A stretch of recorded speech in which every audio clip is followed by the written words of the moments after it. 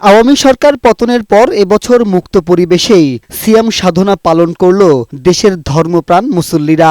ভিন্ন এক পরিবেশ পরিস্থিতিতে শেষ হলো পবিত্র মাহে রমজান। ঘরে বাইরে কিংবা বাজারে সব জায়গায় স্বস্তির নিঃশ্বাসে রোজা কেটেছে সাধারণ মানুষের। ছিল না বিদ্যুতের ভেলকিবাজি। রহমত, মাগফিরাত ও নাজাতের এই মাসটি লোডশেডিংয়ের যন্ত্রণা ছাড়াই পার করেছেন সাধারণ মানুষ। পরিবর্তনের সব বুঝতেছি না কিছু, বিদ্যুৎ ছিল। বিদ্যুৎ খুব কম গেছে, বেশি যায় নাই। এই রমজানটা অন্যরকম ছিল। প্রতি বছর পবিত্র রমজান মাসকে কেন্দ্র করে অসাধু মুনাফালোভী ব্যবসায়ীরা বাজার অস্থিতিশীল করে তোলেন। নিত্যপণ্যের ঊর্ধ্বমুখীতে বছরের পর বছর ধরে অসহায় দিন কাটিয়েছে সাধারণ মানুষ। তবে গণ অভ্যুত্থানের পর ভিন্ন চিত্র দেখল তারা।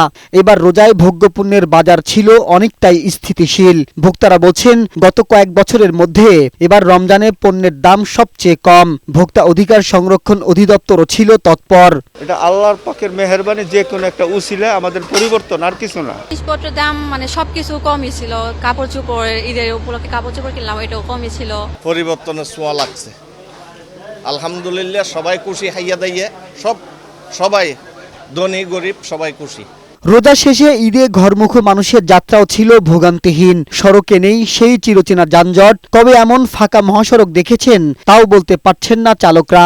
পুলিশ ডিউটি করতে দেখছি, সেনাবাহিনী ডিউটি করতেছে দেখছি, এর লেগেই অনেকটা জাম নাই বললেই চলে। আর 25 বছরের সার্ভিসে এই রকম কখনোই হয় নাই যে রাস্তা পুরোপুরি ক্লিয়ার। সেনাবাহিনী ই করে দিছে আর কি, লাইনে দিছে দাঁড়াতে, মনে করেন যে রাস্তা ক্লিয়ার দিচ্ছে, আমরা ঠিক রকম যাইতে পারতেছি।